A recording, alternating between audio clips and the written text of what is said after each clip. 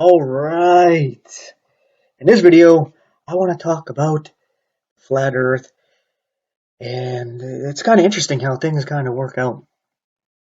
Just a day or so ago, I had a comment on my video that had nothing to do with the flat earth from somebody just going on about the flat earth. And I talked to him about, hey, what does this have to do with my video? I mean, I have videos about the flat earth if that's what you want to talk about, so you can leave a comment there. Like, what's going on? The person never responded or anything, but just I think this morning here, my wife ended up showing me a quick TikTok that she saw about a debate between, let me look here real quick, Dean Odell and Greg Locke, and it was just like I guess the closing moments about they were kind of butting heads, and it ended. And I was like, hey, I want to check out that debate. So we started watching it, but it took a minute to find it. Yeah, since I've given you a bit of background on about why I'm talking about the flat Earth right now, I'm going to talk about it a little bit. And while actually listening to the start of this debate, it started off differently.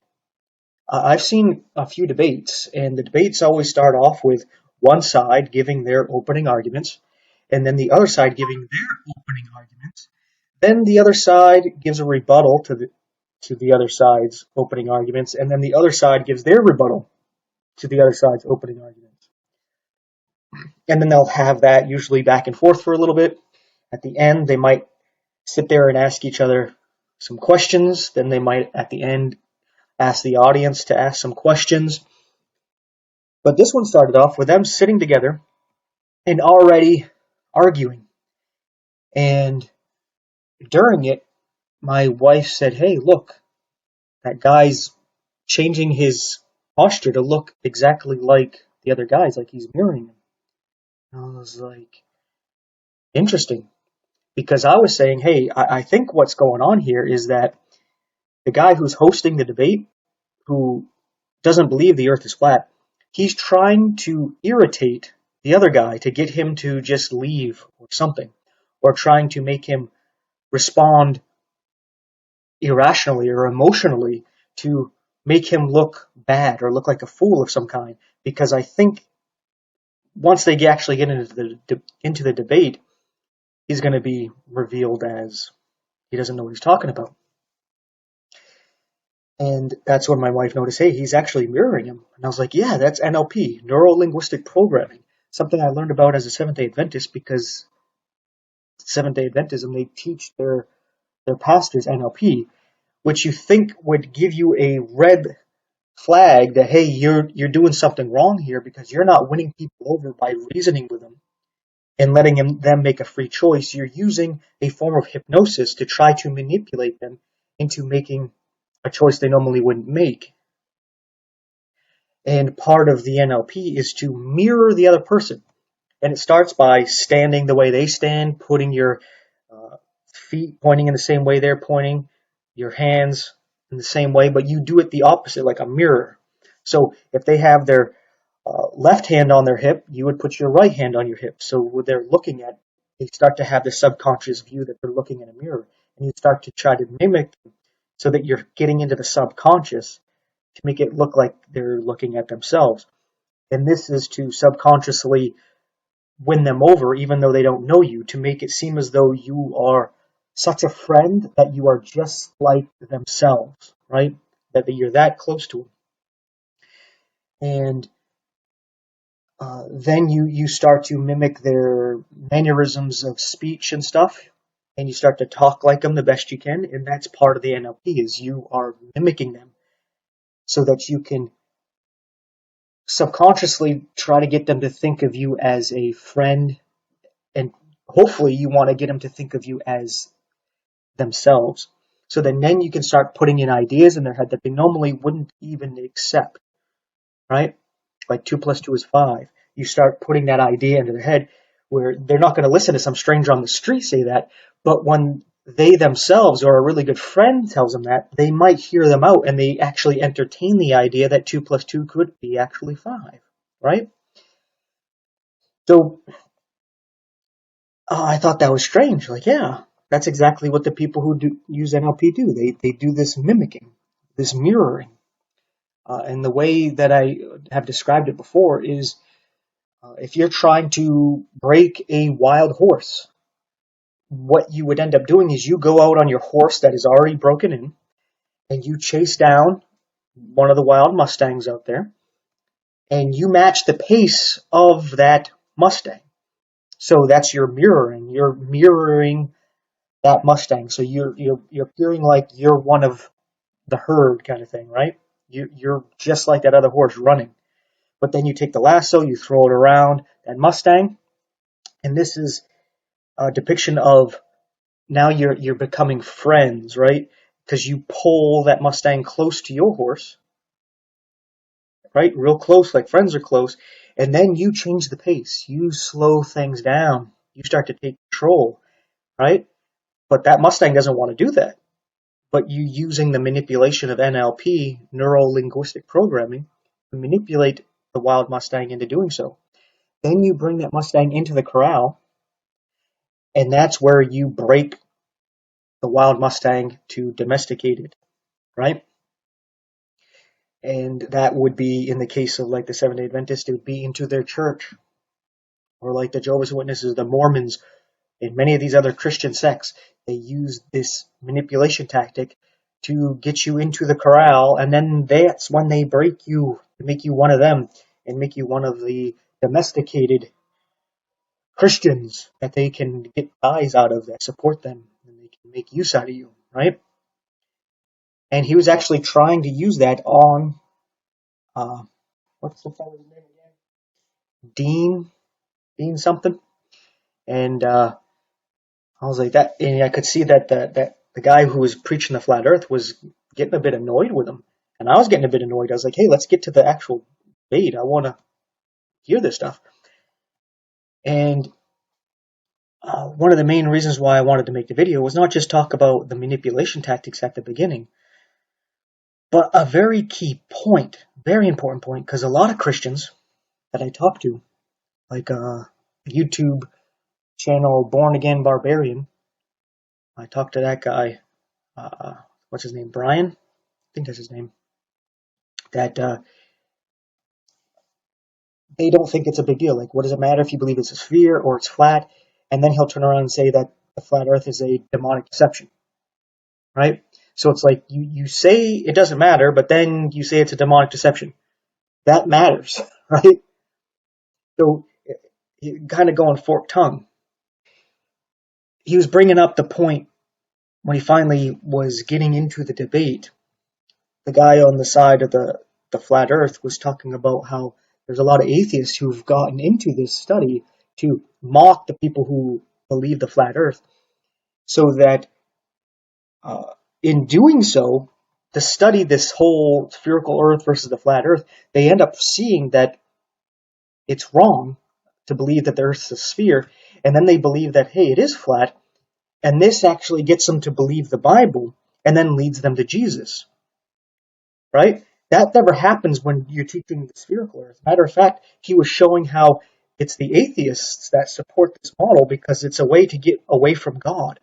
Believe in this Big Bang that nothing, right? Nothing exploded. How that happened is beyond me, right? It takes a lot of faith to believe that nothing exploded and became everything we see now, right? This is an atheistic point of view that just everything came by chance. It's just random chaos. It's what they believe to get rid of God. And there's actually a lot of people, because of science, namely the young people, who go away from God and go away from the Bible because they think it's a joke because it's not scientific. But they don't realize that they're actually believing a lie. They never actually study both sides. They're taught one way, and that's what they think is right. That's why if I ever bring up the flat Earth to somebody, they never say why. They just laugh and think, okay, you're an idiot, and they usually don't want to talk about it. When you think, like if somebody believes that, hey, you believe the Earth's a cube? my first thing is like, why do you believe that? I want to know what made you think that, right? I'm not going to laugh at it until they tell me why they believe it. And if they say they believe it just because they want to, be like, okay, well, that's all right, your thing.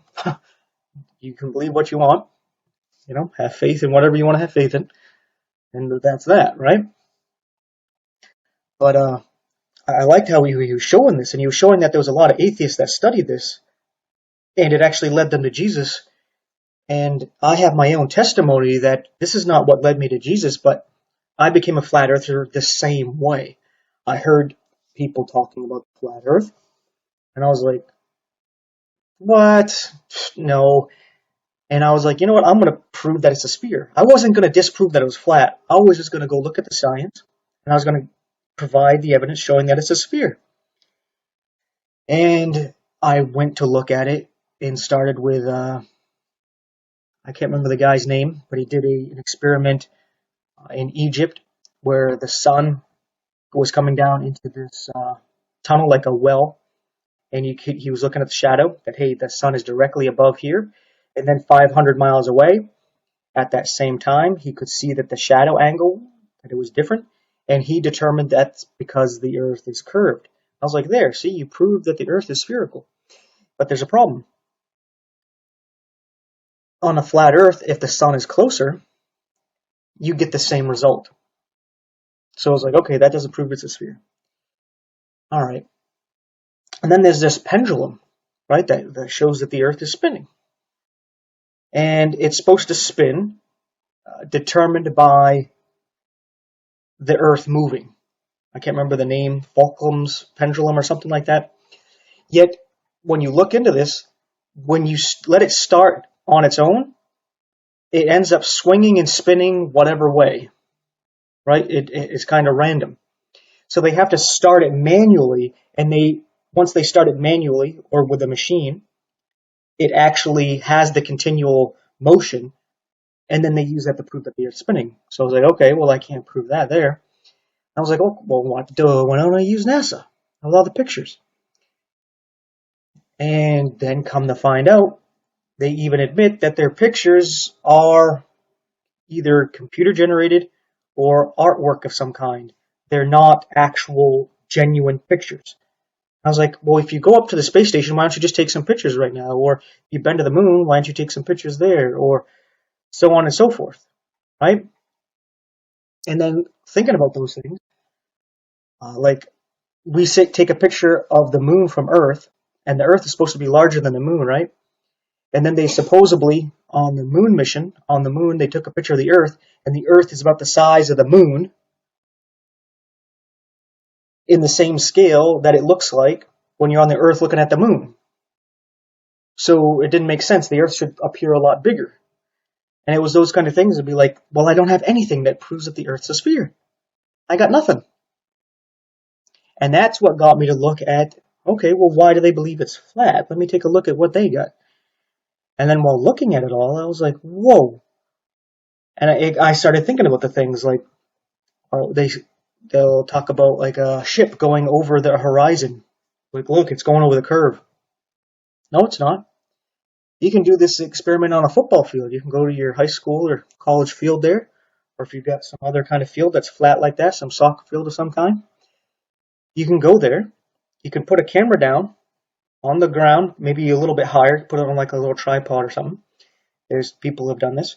You put it at like one end zone if you're on a football field, and you walk away from the camera, and you can see that as you walk away, you're still on the flat plane on the football field, but you'll see that the feet start to disappear, then the knee, then the hips, and it looks like he's going down over a curve like a ship, but he's not. And then he can eventually just crouch down and it looks like he's not even there anymore. But he's on the same level as the camera, but the perspective, it looks like he's not. Because there's only a limited vision that the human eye or even a camera can see. And when things get too far away, they start to appear as if they're shrinking, they're going down, if they're on the same level that we're at, right? And it made me think, yeah, that makes sense, because if you ever watch a car go over a hill, like if you're on the top of the hill and you see it go down the hill, its front end goes down and its back end goes up because it's going over a curve. But when you watch these ships go over the curve, they shrink down as if they're going down an elevator, perfectly straight. You don't see the front of the ship dip down and then the rear of the ship go up as if it's going over a curve. No, it stays flat and it just kind of shrinks straight down. And it was these things, there's other things, that led me to see that the earth was flat and it wasn't moving. Such as I heard some people say, oh, yeah, the snipers. Because I was pretty fresh out of the army when I was learning this stuff. Snipers have to calculate for spin of the earth, and the curvature. And I was like, no, they don't. The only thing you learn while shooting is Kentucky windage. And that's it, right? Because on a distance and with the wind, your bullet may go left or right generally, depending on the wind. Of course, there's drop where it's going to go down. So you may have to aim a little bit higher, a little bit to the left or right, not because there's any curve, because that's just what happens, right? Because if there was actually motion or movement or a curve, when I was in the 101st Airborne where we did things with the helicopters. The helicopter would hover just like a couple feet off the ground so that we can get in and out of the helicopter. If the earth was spinning, then the earth would move from underneath the helicopter. And the buildings and trees that were around it would crash into that helicopter. So this nonsense that the earth is moving, that became just blatantly obvious that no, that's not what's going on. And then it built my faith in the Bible, where I believed what it said when it said things.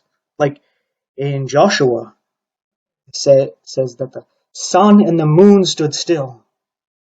I was like, okay, that's what happened. The earth didn't stood still. The earth, as the Bible says, is immovable. It was the sun and the moon stood still. Because if the earth stopped moving, and the earth is moving at 1,000 miles an hour, and all of a sudden the earth stopped moving, you would have massive tidal waves that would have destroyed the world. And then if the earth started moving again, going 0 to 1,000 miles an hour again, as it sped up, it would have caused tsunamis again. Make sure that the earth was destroyed. So when the Bible says that it was the sun and the moon stood still, that's what happened. The earth didn't stop moving because it's not moving. The sun and the moon, they stopped. And to wrap this up, I wanted to focus on the point that when people study this, it leads them to God. It leads them to trust in the Word of God. It leads them to Jesus. You can't say that about the Big Bang and the spherical earth and the spinning earth. Matter of fact, it leads people into atheism and hardens them in atheism. So that's why this does matter. Fallen angels are going to return. But they're going to say, what? We're aliens. And if you believe the earth is a spinning ball going through space, you will believe in the nonsense that these fallen angels are aliens. And they're here to help us. But if you know the truth that the earth is flat, then you know that these beings are not aliens. They're fallen angels. And they're here to deceive you. Not save you from them yourselves, but to take over and to unite you to fight against the coming King, Jesus Christ. So that's another reason why this is actually important. I think it's weird that these people who say it's not important, doesn't matter if you believe it's a sphere or flat, they're the same ones to say that this is a demonic deception. It's like, hey, I thought it didn't matter. But here we are. So I just wanted to get this off my chest. Thanks for hearing me out. Thanks for watching. Take care. Don't waste any more time. Visit the links above now and order my book, 16 Emergency Landings Proving Flat Earth. Visit my online store now and order the new enhanced Gleason's Flat Earth map.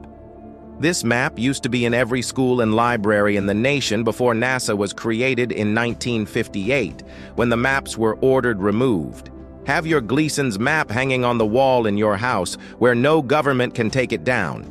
Here you see it hanging on a wall in the house of the late Charles K. Johnson. Here is a quote from the book 1984 by George Orwell.